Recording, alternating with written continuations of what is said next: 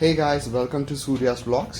So இன்றைக்கி நம்ம பார்க்க போகிற vlog வந்து உங்களில் பல பேர் வந்து போயிருப்பீங்க. ஸோ இது வந்து நாங்கள் கோயம்புத்தூரில் இருந்து மேட்டுப்பாளையம்லேருந்து ஊட்டி எப்படி போகணுங்கிறது தான். ஸோ இது வந்து ரொம்ப ஒரு சடன் ட்ரிப்பாக மேபி 2 weeks பேக் தான் பிளான் பண்ணியிருந்தோம். ஒரு ஃப்ரெண்ட் வீட்டுக்கு போயிட்டு அங்கேருந்து. ஸோ இந்த ஊட்டி டாய் ட்ரெயினில் தான் நாங்கள் வந்து மேட்டுப்பாளையம் டு ஊட்டி வந்து போயிருந்தோம். ஸோ இந்த ஜேர்னி எப்படி இருந்துச்சு, நாங்கள் எங்கெங்கெல்லாம் போனோம், அந்த டாய் ட்ரெயினோட எக்ஸ்பீரியன்ஸ் எப்படி இருந்ததுங்கிறது தான் உங்களுக்கு இந்த வீடியோவில் உங்களுக்கு நான் வந்து ஷேர் பண்ணிக்க போகிறேன். ஸோ யூஸ்வலி வந்து நம்ம கோயம்புத்தூர் போகிற எல்லா ட்ரெயின்ஸுமே வந்து சென்ட்ரல்லேருந்து தான் போகுது. நார்மலாக வந்து நம்ம சவுத்தில் போகிற ட்ரெயின்ஸ் எல்லாமே வந்து எக்மூர்லேருந்து தான் போகும்.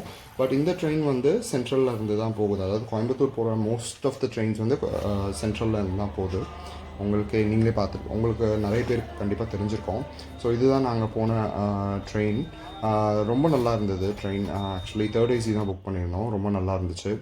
ஸோ ஷார்ப்பாக 6:15 6:20 மாதிரி எங்களை கூட்டிகிட்டு போயிட்டு மேட்டுப்பாளையமில் விட்டாங்க. மேட்டுப்பாளையம் தான் லாஸ்ட் ஸ்டேஷன். இது Nilgiri express, Nilgiri super fast express. So train வந்து ரொம்ப சூப்பராக இருந்துச்சு, குறை சொல்கிறதுக்கு எதுவுமே கிடையாது. ஸோ சென்ட்ரல்லேருந்து நாங்கள் கிளம்பிட்டோம். அண்ட் இது வந்து இந்த ட்ரெயின் வந்து நைட் 9:05 எடுக்கிறாங்க. ஸோ ஏர்லி மார்னிங் வந்து 6:15 to 6:20 அந்த டைமுக்குள்ளே வந்து மேட்டுப்பாளையம் ரீச் ஆகிடுது. ஸோ மேட்டுப்பாளையம் ரீச் ஆன உடனே வந்து உங்களுக்கே தெரியும் இல்லையா, கீழே மேலே ஊட்டி, கீழே மேட்டுப்பாளையம். ஸோ எவ்வளோ கிளைமேட் எப்படி இருக்கும் அப்படின்ட்டு ரொம்ப நல்லா இருந்தது. ஸோ இதுக்கு மேலே நம்ம பார்க்க போகிறோம் என்னென்ன எப்படி இருந்துச்சு அந்த ஜேர்னி அப்படிங்கிறது தான் உங்களுக்கு ஃபுல்லாகவே நான் சொல்ல போகிறேன். அதே மாதிரி நீங்கள் சப்போஸ் போகிறீங்க, டாய் ட்ரெயின் போகிறீங்கன்னா யூ ஹேவ் டு பி ரொம்ப முன்னாடி நீங்கள் பிளான் பண்ணணும். இல்லைனா வந்து உங்களுக்கு வந்து டிக்கெட்ஸ் அவைலபிளாக இருக்காது. அதுவும் இல்லாமல் நீங்கள் ஃபர்ஸ்ட் கிளாஸ் மட்டும் ப்ரிஃபர் பண்ணுங்கள் மோஸ்ட்லி. பிகாஸ் அதுவே டிக்கெட் வந்து 600 rupees நம்ம தான் வருது. ஸோ ஏன் ஃபர்ஸ்ட் கிளாஸ் ப்ரிஃபர் பண்ண சொல்கிறேன்னா, அது ரொம்ப ஈஸியாக இருக்குது, நமக்கு கொஞ்சம் கம்ஃபர்டபுளாகவும் இருக்குது. அதனால தான். ஸோ மேட்டுப்பாளையம் வந்தாச்சு. இனிமேல் அங்கே நிற்கிறாங்க பாருங்கள் நம்ம டாய் ட்ரெயின், அதுதான் நம்ம இந்த வீடியோவோட ஹீரோவே. ஓகேவா? ஸோ மேலே போக போக உங்களுக்கு என்னங்கிறத நான் காட்டுறேன். ஸோ இப்போ வந்து இன்ஜினை பார்க்க போகிறோம்.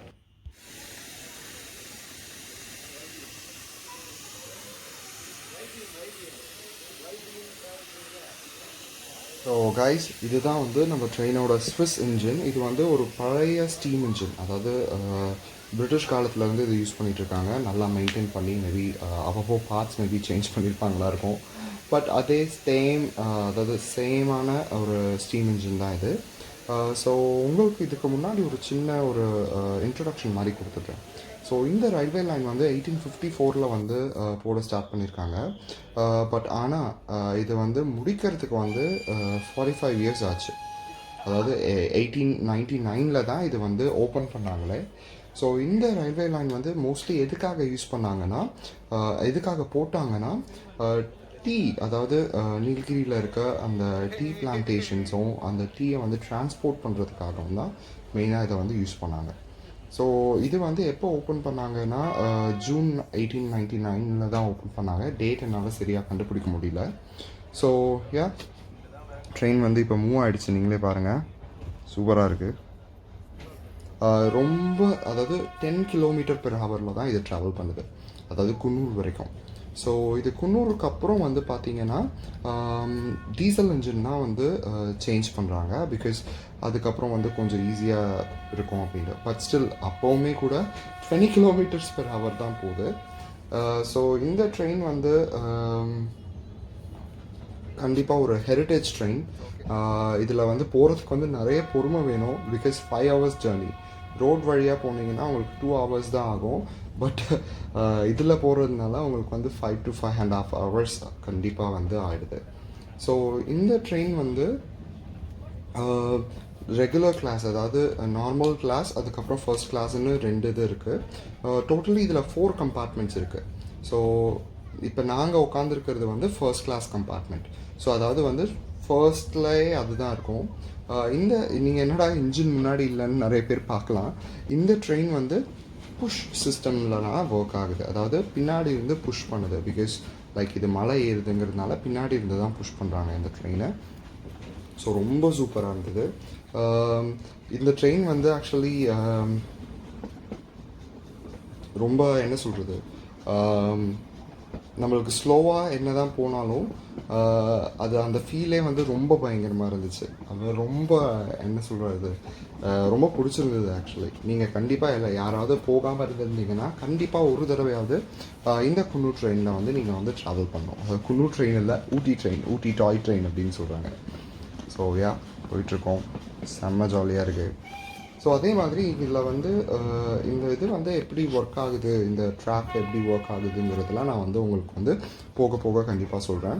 ஸோ இதில் வந்து எத்தனை ஸ்டேஷன்ஸ் இருக்குன்னா, லைக் மேட்டுப்பாளையம் அதான் ஃபர்ஸ்ட் ஸ்டேஷன், அதுக்கப்புறம் கல்லார், அதுக்கப்புறம் அடர்லி, ஹில்க்ரோவ், ரனிமேட், காட்டேரி ரோட், குன்னூர், அதுக்கப்புறம் வந்து வெல்லிங்டன், அரவங்காடு, கேடி, லவ்டேல், ஃபர்ன்ஹில், அதுக்கப்புறம் உதகமண்டலம். ஸோ இந்த ஸ்டேஷன்ஸ் எல்லாமே வந்து அவ்வளோ சூப்பராக இருக்குது. அந்த பழைய காலத்தில் மேபி லைக் இந்த 90s 80s படத்துலலாம் கிராமத்துலலாம் ஒரு ரயில்வே ஸ்டேஷன் வரும்ல, அந்த மாதிரி ஒரு செட்டப் ஆன ரயில்வே ஸ்டேஷன். மோஸ்ட்லி இந்த ரூட்டில் இருக்க ரயில்வே ஸ்டேஷன்ஸில் வந்து ஒன்லி அந்த வாட்டர் ஃபில் பண்ணுறதுக்கு மட்டும்தான் யூஸ் பண்ணுறாங்க. பிகாஸ் இது வந்து ஸ்டீம் இன்ஜின் இல்லையா, ஸோ வந்து அந்த ஸ்டீம் ஜென்ரேட் ஆக ஆக தான் வந்து நமக்கு வந்து அந்த டார்க் எல்லாமே கிடைக்கும். ஸோ அது வந்து வாட்டர் நிறைய தேவைப்படும். ஸோ ஒவ்வொரு ஸ்டேஷன்லையுமே வந்து இன்ஜினில் வந்து வாட்டர் ஏற்றுறாங்க. ஸோ அந்த வாட்டர் எப்படி ஏற்றுறாங்கங்கிறதெல்லாம் நான் வந்து உங்களுக்கு வந்து போக போக காட்டுறேன்.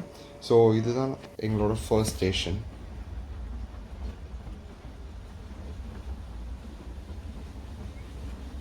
அண்ட் அதே மாதிரி இந்த நீலகிரி மவுண்டன் ரயில், அதாவது என்எம்ஆர் சொல்கிறாங்க.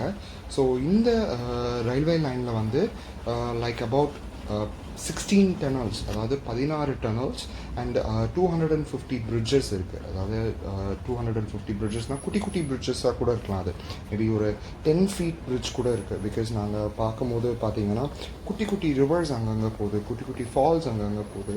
ஸோ அதெல்லாம் க்ராஸ் பண்ணுறதுக்கான பிரிட்ஜஸும் இங்கே வந்து நிறைய இருக்குது. இந்த என்எம்ஆர் வந்து யுனெஸ்கோ வேர்ல்டு ஹெரிட்டேஜ் டேக் வந்து 1994 இதுக்கு வந்து கொடுத்துருக்காங்க. ஸோ இது நம்ம எல்லாருமே வந்து ரொம்ப பெருமைப்பட வேண்டிய விஷயம் இது. ஸோ இந்த ட்ரெயினில் முக்கியமான ஒரு விஷயம் வந்து வாஷ்ரூம்ஸ்க்கு இல்லை. பட் ஆனால் ஃப்ரீக்வெண்ட்டாக அவங்க வந்து எல்லா ஸ்டேஷன்ஸ்லையும் நிறுத்துகிறாங்க. எல்லா ஸ்டேஷன்ஸ்லேயுமே வந்து வாஷ்ரூம்ஸ் இருக்குது. ஸோ நம்ம வந்து அதை கண்டிப்பாக யூஸ் பண்ணிக்கலாம், ரொம்ப நல்லாயிருக்கும். ஸோ நீங்கள் பார்க்குறீங்கல்ல, முன்னாடி போகிற ட்ராக்கில் 3 ட்ராக் தெரியுது. அதில் வந்து மிடில் இருக்கிறது தான் வந்து ரேக் அண்ட் பினியன் சிஸ்டம். சைடில் ரெண்டுமே வந்து மீட்டர் கேஜ் ட்ராக், நமக்கு நார்மல் ரயில்வே ட்ராக்ஸ். ஸோ இந்த இது வந்து எப்படி ஒர்க் ஆகுதுங்கிறத நான் வந்து உங்களுக்கு சொல்கிறேன். ஸோ இது வந்து நாங்கள் போன லாஸ்ட் டனல். இது லாஸ்ட் டனலில் மேபி ஃபர்ஸ்ட் ஒரு 2-3 டனலுக்கு முன்னாடியே ஒரு வாட்டர் ஸ்டோர் பண்ணுறதுக்கு, அதாவது வாட்டர் ஃபில் பண்ணுறதுக்காக நிறுத்துறது. ஸோ இதுதான் அந்த rack and pinion system. So இதில் வந்து சர்க்குலராக ஒரு ரேக் இருக்கும், அதே மாதிரி பினியனும் இருக்குது. ஸோ இது வந்து அந்த பல்லு மாதிரி இருக்கு இல்லையா, ஸோ ட்ரெயின் வந்து ரிவர்ஸில் போயிடாமல் இருக்கிறத க்ரிப்பாக அது பிடிச்சிக்குது. ஸோ அதுதான் இது. ஸோ டனல் பார்த்தீங்கன்னா பயங்கரமாக இருந்துச்சு. இது வந்து கொஞ்சம் பெரிய டனல்னு கூட நான் சொல்லுவேன். அதாவது நல்ல ஃப்ரீக்வெண்ட்டாக நம்மளை நின்று பார்க்குறதுக்கான எல்லா இடமுமே நல்லா தராங்க. அதாவது ட்ரெயினில் விட்டு இறங்கி நல்லா பார்க்குறதுக்கு நல்ல டைம் தராங்க. விசில் அடிக்கிறாங்க, அது அவங்க அடிக்கிற விசிலுக்குள்ளே நம்ம கண்டிப்பாக போயிடணும் இல்லையா. ஸோ ரொம்ப நல்லா இருந்தது. ஸோ இதுதான் நான் சொன்னேன் இல்லையா, வாட்டர் ஃபில் பண்ணுறாங்கன்ட்டு. அந்த வாட்டர் ஃபில் பண்ணுறதும் வந்து அவ்வளோ சூப்பராக இருந்தது. மேனுவலாகவே தான் இவங்க ஃபில் பண்ணுறாங்க, அதாவது ஹோஸ்லாம் வச்சு எதுவும் வீட்டில் கரெக்டாக அந்த ட்ரெயினை வந்து அந்த இடத்துல ஸ்டாப் பண்ணுறாங்க, அந்த இடத்துல இருந்து நமக்கு தண்ணி வருது. ஸோ பாருங்கள் எவ்வளோ சூப்பராக இருக்குது, ட்ரெயின் தண்ணி குடிக்குது அப்படின்னு சொல்லிட்டு இருந்தாங்க. அதே மாதிரி நீங்கள் இறங்கும் போது அங்கே நிறைய குரங்குங்க இருக்குது. இறங்கும் போது எல்லா விண்டோஸையுமே நீங்கள் வந்து இறக்கிட்டு தான் நீங்கள் கதவை விட்டு விளைவே இறங்கணும். ஏன்னா வந்து ஒரு கம்பார்ட்மெண்ட்டில் வந்து 2 குரங்கு போயிட்டு ஒரே பிரச்சனையாகிடுச்சு. அதாவது அது கரெக்டாக பேக்கை திறந்து ஸ்நாக்ஸ் எடுத்துகிட்டு வெளியே போயிடுது. எவ்வளோ இன்ட்ரெஸ்டிங்களா. ஸோ இந்த ஸ்டேஷன் வந்து ஹில்க்ரோவ் ஸ்டேஷன். ஸோ அதாவது இது எத்தனாவது ஸ்டேஷன்னா எனக்கு மறந்து போச்சு. ஃபர்ஸ்ட் வந்தது வந்து இது வந்து ஒரு 4வது ஸ்டேஷன் நினைக்கிறேன். கல்லாருக்கு அப்புறம் வர 2வது ஸ்டேஷன். ஸோ இது 4th ஸ்டேஷன் இது நமக்கு. ஸோ ரொம்ப நல்லா இருந்தது இது. ஸோ அந்த இதில் வந்து அந்த மெயின்டைன் பண்ணிகிட்டே இருக்காங்க. ஒவ்வொரு கியர்ஸ்லையுமே வந்து க்ரீஸ் போடுறாங்க, ஒவ்வொரு லிவரையுமே டைட் பண்ணுறாங்க. ஸோ ரொம்ப நல்லா இருந்தது. இந்த 37397 இன்ஜின் தான் வந்து பழைய இன்ஜின், அதாவது ஸ்விஸ் மேடுன்னு சொல்கிறாங்க. பட் இது எந்த அளவுக்கு இதுன்னு எனக்கு தெரியல. பட் யா, இந்த புகை வர்றதெல்லாம் பார்க்குறதுக்கே வந்து ரொம்ப அழகாக இருந்தது. கண்டிப்பாக நீங்கள் வந்து ஃபர்ஸ்ட் கிளாஸ் டிக்கெட் எப்படியாவது ப்ரீ புக்கிங் பண்ணிவிடுங்க. பிகாஸ் நார்மல் கிளாஸ் வந்து ஓகே தான், பட் ஆனால் ரொம்ப கொஞ்சம் கன்ஜஸ்டடாக இருக்குது. கொஞ்சம் அந்த அளவுக்கு ஃப்ரீயாக இல்லை. இதில் வந்து 4 பேர் உட்காரணுன்னா அதில் வந்து ஒரு 10 பேர்கிட்ட உட்கார்ற மாதிரி இருக்குது. ஸோ அது ஒன்று தான். இந்த இதுதான் ட்ரெயினோட ஃபுல் வியூ. உங்களுக்கு பார்க்குறதுக்கே ரொம்ப அழகாக இருந்துச்சு.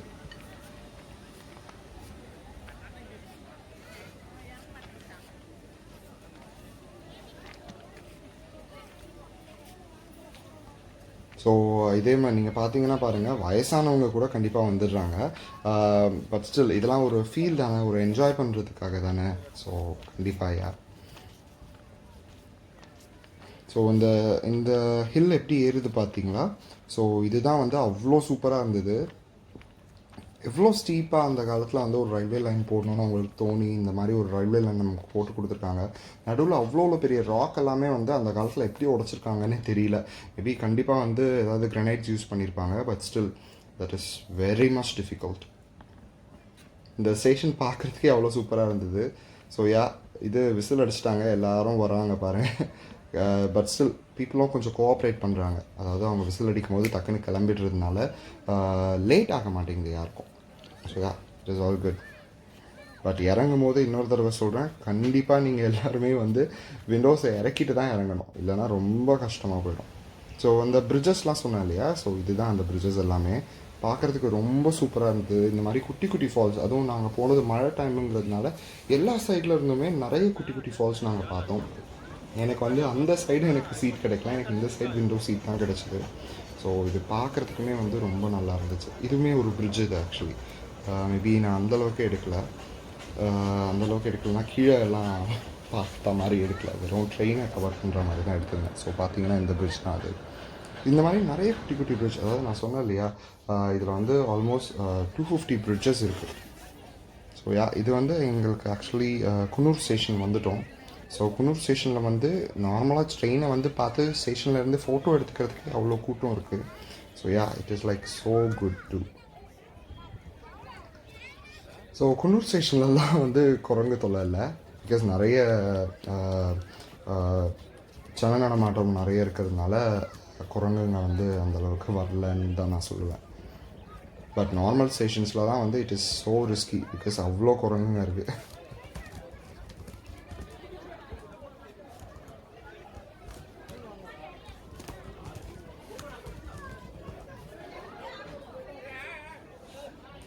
ஸோ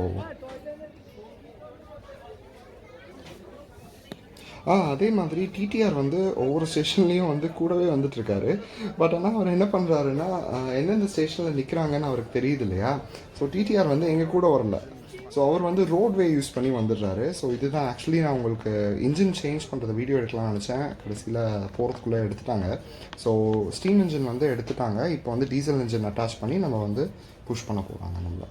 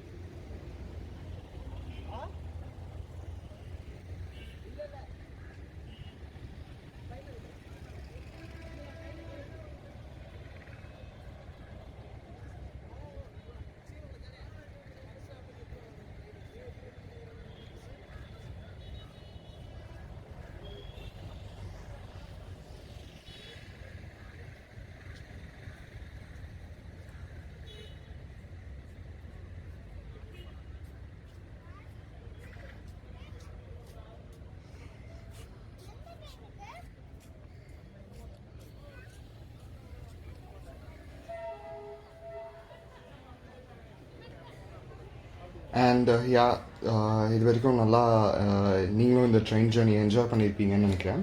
ஸோ அதே மாதிரி இந்த நீலகிரி மவுண்டன் ரயில் வந்து நிறைய படத்தில் வந்திருக்கு. ஸோ ஃபேமஸான அந்த தில்சையிலேருந்து ஷாருக் கான் மேலே ஆடிட்டே வருவார்ல, சைய சைய சாங்கு. ஸோ அதுக்கப்புறம் கமலோட மூன்றாம் பிறையில் ஸ்ரீதேவி கமல் அந்த பைத்தியம் மாதிரி ஆக்ட் பண்ணுவார். ஸோ அந்த மாதிரி நிறைய படம் வந்து எடுத்திருக்காங்க. ஸோ உங்களுக்கு வேறு ஏதாவது படம் ஞாபகம் வந்துச்சுன்னா கண்டிப்பாக கீழே கமெண்ட்டில் பண்ணுங்கள்.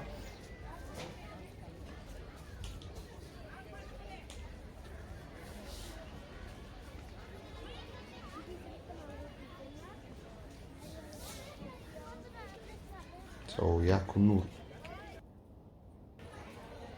அண்ட் நான் சொன்னேன் இல்லையா, 12:15 நாங்கள் வந்து ஊட்டி வந்துட்டோம். ஸோ இதுதான் ஊட்டி ஸ்டேஷன்.